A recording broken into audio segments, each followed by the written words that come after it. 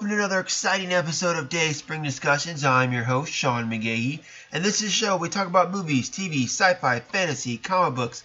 If you geek out about it, we're going to talk about it. Thank you for joining me on this lovely Wednesday. It's comic book day, guys. That's right. New comics come out on Wednesday. Usually what I do is I come home from work and I sit down and flip through some comics, and usually I'll post what my favorite comics are of the week. I think I'm going to be doing things a little differently since I'm doing this daily podcast now. I'm going to try to maybe add that to Thursday's podcast. So tomorrow, be on the lookout. I'm going to give you kind of my top choices of comics that came out this week and why I like them. So be on the lookout for that. Also, in the next couple days, The Inhumans premieres on ABC on Friday. I did not get a chance to go see it in IMAX. I was planning on doing it. Actually, it came out the week of my vacation, so I was planning to go see it.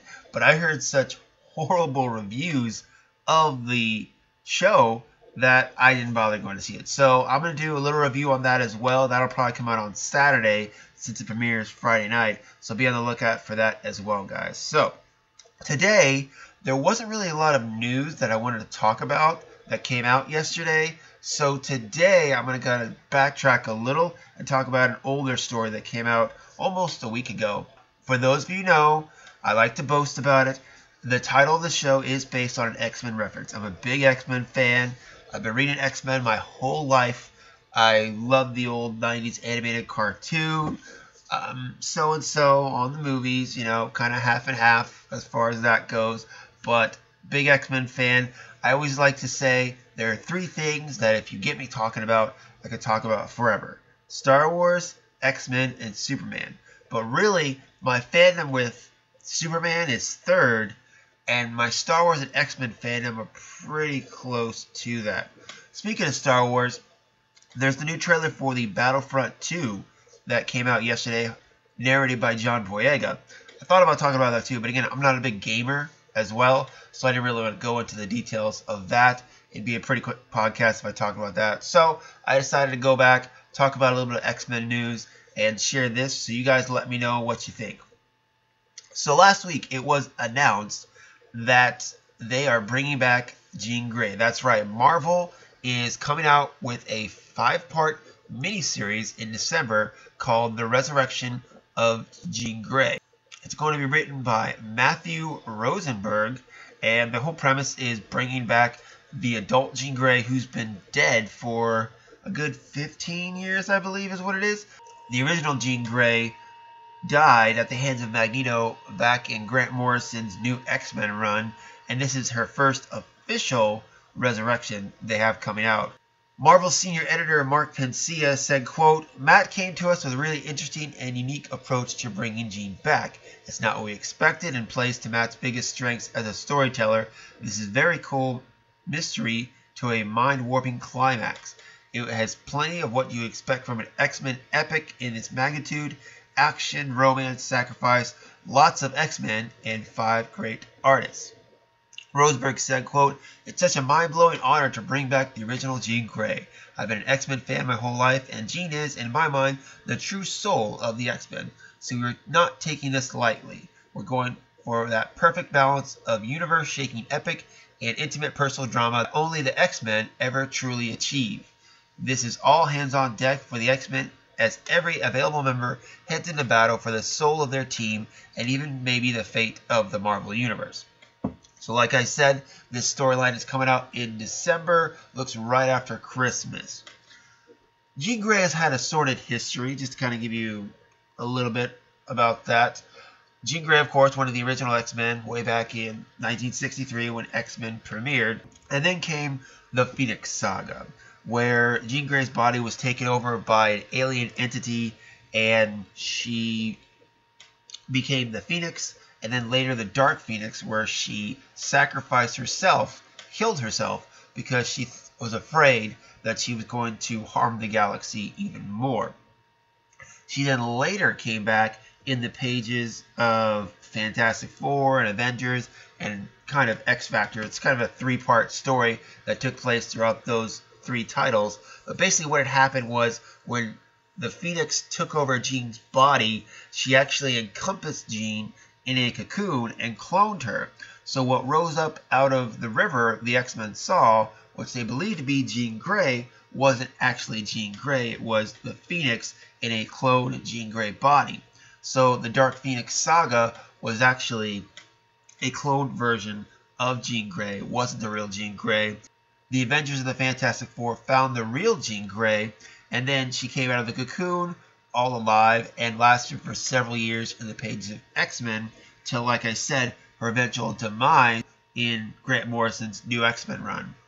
Then after Avengers vs. X-Men, writer Brian Michael Bendis technically brought Jean Grey back because he brought the original 5 X-Men into the future to see what happened to themselves, and Beast, the person who did it, was trying to get older Cyclops, or present-day Cyclops, to see a younger version of himself, to see just how far he'd fallen from grace.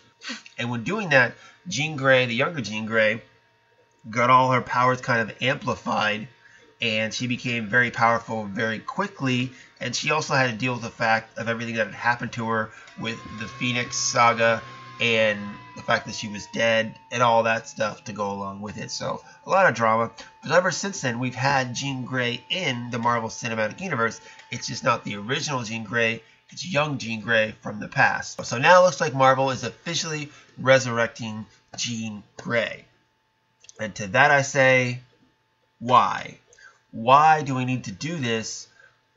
I don't understand. So, of course, comic books and publishing companies always like to bring their characters back. Ever since Superman was brought back in the 90s, it's been a trend of bringing characters back after their death.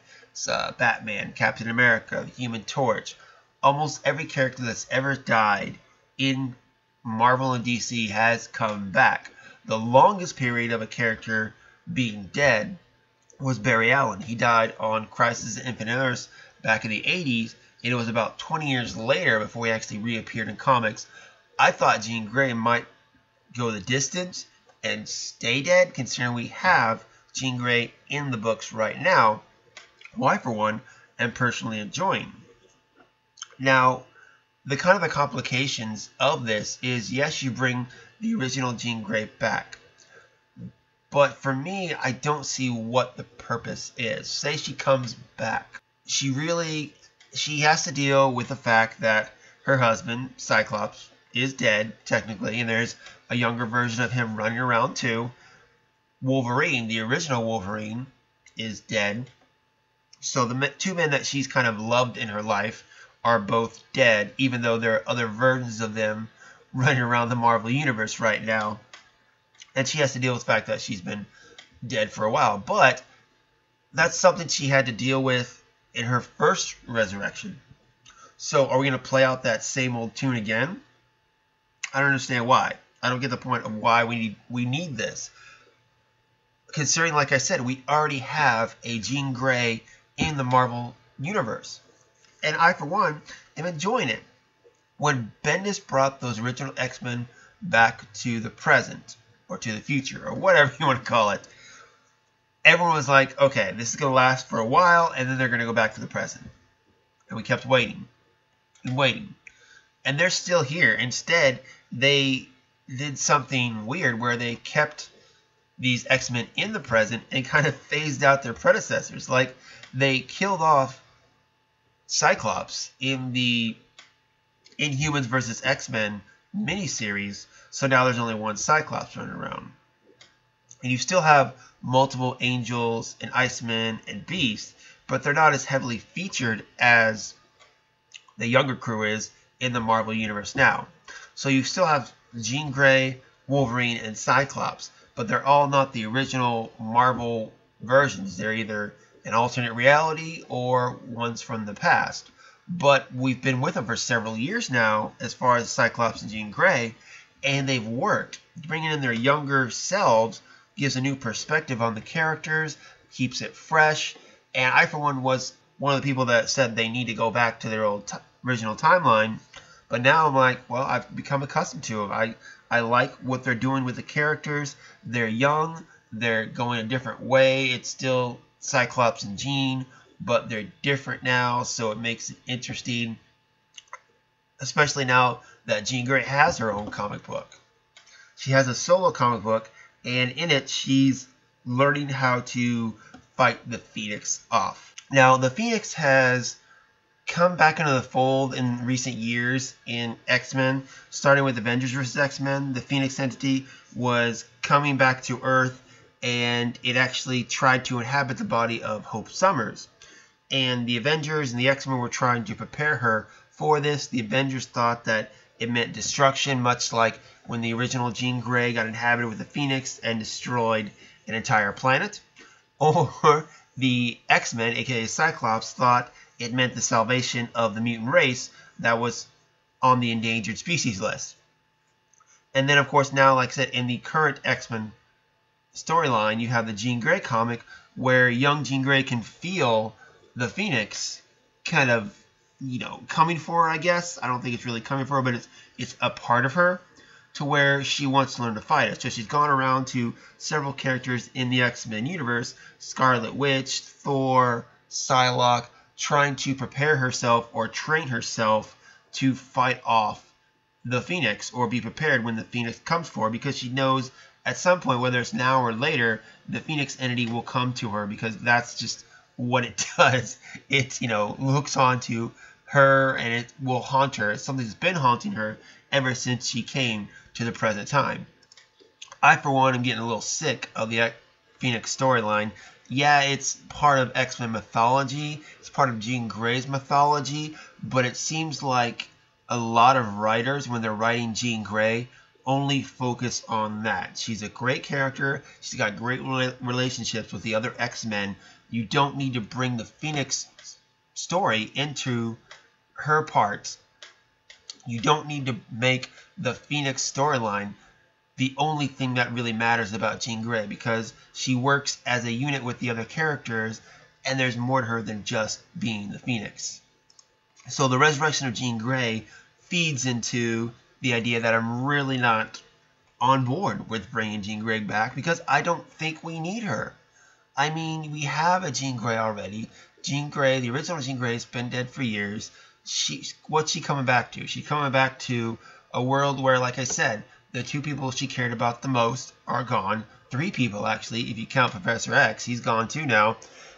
I don't see the reason to bring her back, especially since I felt like we were past this. Once Cyclops and Logan died, I felt like having 2 versions of each character, we were kind of beyond that at that point, and I was looking forward to just having one of each character and being a fresh take on the characters. And I know in comics, every character comes back to life, but as a guy who's been reading comics for many, many years, it bugs me when they bring characters back. I get it. Of course, you had to bring Superman back, but unfortunately, it started a trend that really doesn't work, especially given the fact that with Captain America and Batman and the Human Torch, they weren't even dead for like a month before they started to bring them back. It just bugs me. It bugs me, and especially with this part, I don't think we need it. Now, I know another reason they want to bring Jean Grey back is, 1, it'll sell books, but 2, also it ties into what's coming up next year in X-Men, which is Dark Phoenix. Fox Studios is doing their sequel to X-Men Apocalypse, and it's titled X-Men Dark Phoenix, where it looks like we're going to see Sophie Turner, playing Jean Grey, is going to become the Dark Phoenix. We got a little bit of a tease of Phoenix in X-Men Apocalypse at the end there. And if anything we've learned in the last decade or more from comics is that whatever the movies are, the comics have to match in hopes of selling more comics. Understandable. That's one thing that really bugged me when the first X-Men movie came out, is that they completely changed the style of the X-Men books to match what was in the movies. And as a guy who has, read X-Men for many years and know how X-Men is supposed to be, it bugged me a little bit, but I was able to give it a pass, considering it only lasted for a little while, and then they got back on track to what X-Men are. If you really want to get the book that is probably closest or most, I feel like, was most changed by the movie or influenced by the movie. Definitely that Grant Morrison New X-Men run. They get totally different uniforms and stuff like that. The only relationship I think I'd actually want to see or be interested in seeing with the return of Jean Grey would be Emma Frost, the White Queen. So post Inhumans versus X-Men, Emma has now back to being a villain in the Marvel Universe. Now, back during the days when Jean Grey was still alive, her and Emma did not get along at all, especially given the fact that Emma was having a psychic relationship with her husband, pretty much infidelity, but in the mind. So can you really call it infidelity when it's not physically? I don't know. There's a whole concept and conversation you could have about something like that. So Jean Grey and Emma kind of hate each other, but Emma in recent time has kind of built a friendship with the younger Jean Grey. There's not all that baggage of history between them with Cyclops and all that. So Emma was kind of helping Jean Grey develop her powers in present time, and they kind of developed a friendship on that until she went rogue and became a villain again. But that's probably the only relationship I'd really want to see Jean Grey come back for. Everything else, like I said, Cyclops is gone, Wolverine's gone. I don't see the point of bringing her back, especially since we have a fresh, new Jean Grey that I think is working out fine. That's going to be it for me today. Nice, short, and sweet one for you.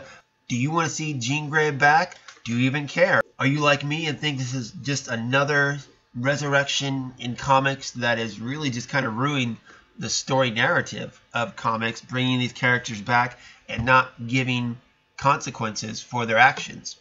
Let me know what you think, guys. Hit me up, dayspringdiscussions@gmail.com. Of course, find me on the Facebook group, on Twitter, and you can also find me personally on Twitter and Instagram, SlimDayspring12. Also started a Patreon page, so if you want to go check me out there, you can do that too. Tomorrow, like I said, I'll be back. I'll probably be doing some comic reviews, and if any good news comes out, you be sure I'll be talking about that as well. So until next time, may the Force be with us all.